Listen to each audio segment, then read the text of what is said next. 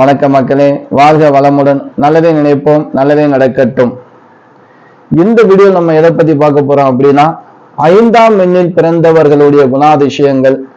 அந்த 5ஆம் எண்ணில் பிறந்திருக்கிறவங்க ஆணாக இருக்கட்டும் இல்ல பெண்ணாக இருக்கட்டும், எதுன்னு ஒரு தடை குறைகள் இருக்கு அப்படின்னா அதை நிவர்த்தி செய்யறதுக்கு என்ன பண்ணிக்கலாம், எதை செய்யணும் எதை செய்யக்கூடாது, எதை செஞ்சா நல்ல பலன் கிடைக்கும் அப்படிங்கிறத நம்ம இதுல பார்க்கலாம். ஏன்னா 5ஆம் எண்ணில் பிறந்தவர்கள் ஆணாக இருந்தாலும் சரி பெண்ணாக இருந்தாலும் சரி, அவர்கள் புதனுடைய காரகத்துவத்தில் பிறந்தவர்கள், புத பகவானுடைய கடாட்சத்தில் பிறந்தவர்கள், அறிவாற்றல் நிறைந்தவர்கள், அழகானவர்கள், நல்ல யோசனை சொல்லக்கூடிய, அதாவது அடுத்தவர்களுக்கு நல்ல யோசனை சொல்லக்கூடிய ஒரு அருமையான புத்திசாலியானவர்கள் சொல்லலாம்.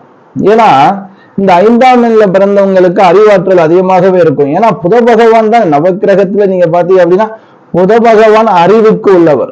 ஞாபக சக்தி இல்லைங்க ஒருத்தருக்கு அப்படின்னா கண்டிப்பா புத பகவானை வழிபட்டு பாருங்க.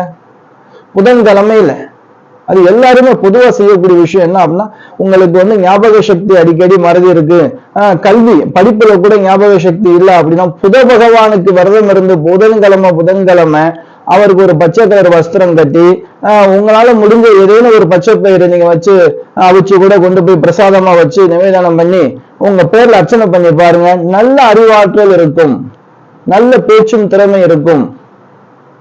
இப்ப 5ஆம் எண்ணில் பிறந்திருக்காங்க ஒருத்தர் அப்படின்னா, அது ஆணாக இருந்தாலும் பெண்ணாலும் புதனுடைய கடாட்சம் தான். அதே போல 14ஆம் தேதியில் ஒருத்தர் பிறந்திருக்காங்க அப்படின்னாலும் ஆணாக இருந்தாலும் சரி பெண்ணாக இருந்தாலும் சரி, அவங்களும் புத பகவானுடைய கடாட்சம் தான். 23ஆம் தேதியில் ஒருவர் பிறந்திருந்தாலும் சரி, அது ஆணாக இருந்தாலும் சரி பெண்ணாக இருந்தாலும் புத பகவானுடைய கடாட்சம் தான். இப்படி 5ஆம் எண்ணில் பிறக்கக்கூடிய அறிவாற்றல் நிறைந்து ஆற்றல் நிறைந்து நல்ல ஒரு அழகான அம்சமான, புத பகவான் என்பது அற்புதமான கிரகங்க. ஒரு ஜாதகத்தில் புத பகவான் வலுத்திருந்தால் அந்த ஜாதகர் மிகப்பெரிய அறிவாற்றல் நிறைந்தவராக இருப்பார். ஏன்னா புத பகவானும் அறிவாற்றல், அதாவது அவங்க பேனா பிடிச்சு எழுதுறான்னு வச்சுக்கிறீங்களேன், இந்த கையெழுத்து அழகா இருக்கும். இப்போ புதன் பகவானுடைய அருள் பரிபூரணமா கிடைக்கணுங்க. ஒரு ஜாதகத்துல இப்ப 5ஆம் எண்ணில் பிறந்தவங்களுக்கு புதனுடைய ஆற்றல் கம்மியா இருக்கு, அவர் இருக்கிற இடம் மறைவுஸ்தானமா இருக்கு, நீச்சமா இருக்கு, வக்ரம் பெற்று இருக்காரு அப்படின்னா இந்த அறிவுத்தன்மை கொஞ்சம் மங்கியதா இருக்கும். எவ்வளவு முறை எடுத்து சொன்னாலும் எடுக்காது, கொஞ்சம் மந்த நிலை அதிகமா இருக்கிறதுக்கு வாய்ப்பு இருக்கும். அப்படி இருந்துச்சு அப்படின்னா நீங்க புதன்கிழமை விரதத்தை கடைபிடிச்சு பாருங்களேன். புதன்கிழமை நவக்கிரத்துல இருக்கக்கூடிய புத பகவானுக்கு ஒரு பிடி, உங்க கையால ஒரு பிடிங்க, எவ்வளவு வருமோ பச்சை பயிர் எடுத்து ஊற வச்சிருங்க. காலையில அதை அப்படியே கொஞ்சம் 2 மிளகா போட்டு அதை தாளிச்சு எடுத்து, சொல்லுவாங்களே அவிச்சு தாளிச்சு எடுத்து கொண்டு போய் அந்த புதன் பகவானுடைய ஓரையை ஃபாலோ பண்ணிக்கோங்க. காலையில புதன்கிழமையில 6 to 7 வரும், இல்லைன்னா 8 to 9 நைட்டு வரும். மதிய நேரங்களில் கோயில் இருக்க வாய்ப்பு இல்லை, 1 to 2 வரும். இந்த ஓரையை நீங்க ஃபாலோ பண்ணி அந்த ஓரையில கொண்டு போய் நீங்க என்ன பண்ணணும், அவருக்கு ஒரு மேட்டு பச்சை கலர் வஸ்திரம் எடுத்துக்கணும், அவருக்கு சாத்தி உங்க பேர்ல சங்கல்பம் பண்ணி பாருங்க. இத்தனை வாரம் அப்படிலாம் கணக்கு இல்லை, உங்களால முடிஞ்ச வரைக்கும் ஃபாலோ பண்ணுங்க. மாசத்துல ஒரு முறையாவது ஃபாலோ பண்ணி பாருங்க. உங்களுக்கு அந்த ஆற்றல் அறிவாற்றல் அதிகமா இருக்கும், ஞாபக சக்தி அதிகமா இருக்கும், ஒரு திறமை உங்களுக்குள்ள ஒரு மிகப்பெரிய சக்தி கிடைச்சு நீங்களே உணர முடியும். ஏன்னா புத பகவான் எண்ணில் பிறந்தவங்க யாருக்காவது பேனா நோட்டு பென்சில் தானம் கொடுத்தாங்க அப்படின்னா மிகப்பெரிய கல்வி ஆற்றலை பெறுவார்கள். ஞாபகம், உங்க குடும்பத்தில் யாராவது இந்த தேதியில் 5ஆம் தேதியோ 14ஆம் தேதியோ 23ஆம் தேதியிலேயோ பிறந்திருந்தால் அவர்கள் கையால உங்களுடைய குழந்தைகளுக்கு ஒரு நோட்டு பேனாவோ இல்ல ஆரம்ப கல்விக்காக கத்துக்கிறதுக்காக இருக்காங்க, பள்ளி ஸ்கூல்ல சேர்க்க போறீங்க அப்படின்னா கண்டிப்பாக ஒரு ஸ்லேடாவது, ஏன்னா ஆரம்ப ஸ்லேடாவது வாங்கி அவங்க கையால ஆரம்பத்துல கொடுக்க சொல்லுங்க. நீங்க பாத்தீங்க அப்படின்னா அந்த பத்திரவு பதிவு ஆபீஸ்ல இருக்கு இல்லையா, இதுல பெரும்பாலும் இந்த எண்ணெய் உள்ளவங்க அதிக பேர் நம்ம பார்க்க முடியும். கணக்கு வழக்கு பாக்குறது இல்ல, கணக்கு பிள்ளைன்னு சொல்லுவாங்க இல்லையா, கணக்கு வழக்கு யார் பார்த்தாலும் சரி, அக்கௌண்ட், அவங்க எல்லாம் இந்த தேதியில பிறக்கிறதுக்கு அதிக வாய்ப்பு இருக்கு. அவங்க எல்லாம் இந்த தேதியில இருப்பாங்க. அவங்களுக்கு எல்லாம் கணக்கு சரளமா வரும்.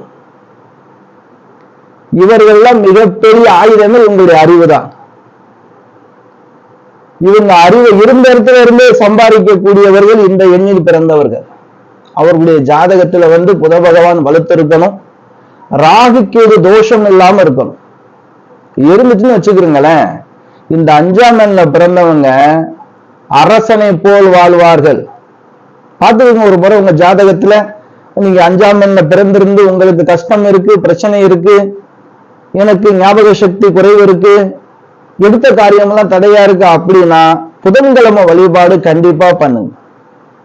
யாருக்காவது ஒருத்தருக்காவது நீங்க மாசத்துல ஒரு அளவு பேனாவோ நோட்டோ பென்சிலோ ஏதாவது ஒரு தானம் கொடுத்துட்டே இருங்க. மிகப்பெரிய ஆற்றல், புத பகவானுடைய ஆற்றல் உங்களுக்கு கிடைக்கும். அதே போல ஒன்னே ஒண்ணு மறந்து செஞ்சிடாதீங்க. அதாவது மறந்து கூட செஞ்சிடாதீங்க. என்ன விஷயம் அப்படின்னா, இந்த ஒரு பேப்பர் இருக்குன்னு வச்சுக்கிறீங்களேன், இந்த பேப்பர்ல நீங்க எழுதுறீங்க, எழுதிட்டு சரி வரல அப்படின்னா இந்த பேப்பரை கிழிச்சிடக்கூடாது. உங்க கையால பேனா மை முடிஞ்சிருச்சு அப்படின்னா தூக்கி வீசிடக்கூடாது, பேப்பரை கிழிக்கக்கூடாது. நல்ல ஞாபகத்துல வச்சுக்கிறீங்க. புத பகவானுடைய எண்ணில பிறந்த ஆணாக இருந்தாலும் சரி பெண்ணாக இருந்தாலும் சரி, உங்க குழந்தைய படிக்கிற இதுல சரி இல்லை, பேப்பரை இப்படி மடிச்சு தூக்கி கூட போடுவாங்க. பேனா சரியில்லை நீங்க தூக்கி வீசுவாங்க. இந்த நோட்டு, பென்சில், பேனா, புக்கு இதை நீங்க வேஸ்ட் பண்ணக்கூடாது. அதே போல இன்னொன்னு என்ன விஷயம் அப்படின்னா, இந்த எண்ணில பிறந்தவங்க நீங்க படிச்சிருப்பீங்க, உங்க வீட்டுல நியூஸ் பேப்பர் இருக்கும், ஏதாவது ஒண்ணு இருக்கும், அதை உங்க கையால விலைக்கு போடாதீங்க, வேற ஆர்த்தியாவது கொடுத்து கூட போட்டுக்கிறீங்க. இந்த மாதிரி புக்கை விலைக்கு விற்கப்படாது, வித்து அந்த காசை நீங்க வாங்கப்படாது 5ஆம் எண்ல பிறந்தவங்களுக்கு. ஏன்னா புத பகவானுடைய மிகப்பெரிய தோஷம் ஏற்படும். புத பகவானுடைய காரத்து பேப்பர் பேனா எல்லாத்துலயுமே இருக்குங்க. புதனுடைய அருள் பரிபூரணமா இருக்கக்கூடிய இடம். அதனால இதை தானம் கொடுங்க. நீங்க சாப்பாடு கொடுக்கணும் எல்லாருமே.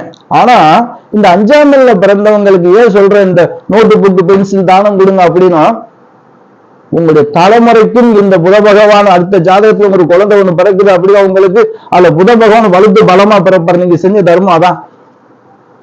படிக்கிற குழந்தைகளுக்காக கொடுத்த நோட்டு புக்கு பென்சில் பேனா புத பகவான் உங்க வாரிசுக்கு பலமா ஜாதகமா பிறப்பாரு. உங்க குடும்பத்துல உங்களுக்கும் நல்ல அறிவாற்றல் இருக்கும், நல்ல மதிப்பு மரியாதை இருக்கும். பொதுவா 5ஆம் எண்ல பிறந்தவங்க கிட்ட இந்த மாதிரி ஒரு பேனா நோட்டு பென்சில் வாங்கி, அது ஆரம்ப கல்வின்னு இல்லை, படிச்சுட்டு இருக்கிறவங்க கூட ஒரு எக்ஸாம் டைம் வருது அப்படின்னா கூட கண்டிப்பா உங்களுடைய சொந்த உறவுல யாராவது இருந்தா முயற்சி பண்ணி பாருங்க. கண்டிப்பா நல்ல விஷயம் நடக்குங்க. அது எந்த ஒரு மாற்றமும் இல்லை. புதன் வலுத்து இல்லை, ராகு கேதுடைய தோஷங்கள் இருந்து வலுத்து இல்லாம இருந்துச்சு அப்படின்னா, அதாவது புத்தி கம்மியா இருக்குன்னு சொல்லுவாங்க. புத பகவானுடைய அந்த ஸ்தானம் பலம் இல்லாம ராகு கேது தோஷங்கள் ஏதாவது இருந்துச்சு அப்படின்னா இந்த புத்தி குறைபாடுன்னு சொல்லுவாங்க இல்லையா, அது இருக்கும். அது சிலருக்கு இருக்கிறதுக்கு வாய்ப்பு இருக்கு. பிறக்கும் போதே என்ன செய்யும் அப்படின்னா, அந்த புத்தி மூல வளர்ச்சி இல்லாம கொஞ்சம் மந்த நிலையா மனநலம் பாதிக்கப்பட்ட மாதிரி இருக்கிறதுக்கு 5ஆம் எண்ல பிறந்தவங்களுக்கு இது போல இருக்கிறதுக்கு வாய்ப்பு இருக்கு. வணக்க மக்களே, நல்லது நடக்கட்டும். அடுத்த வீடியோல 6ஆம் எண்ணுக்கான அமைப்பு சுக்கிர பவனை ஆதிக்கம் யாருக்கு நல்லது செய்யும் அப்படிங்கறத நம்ம பார்க்கலாம்.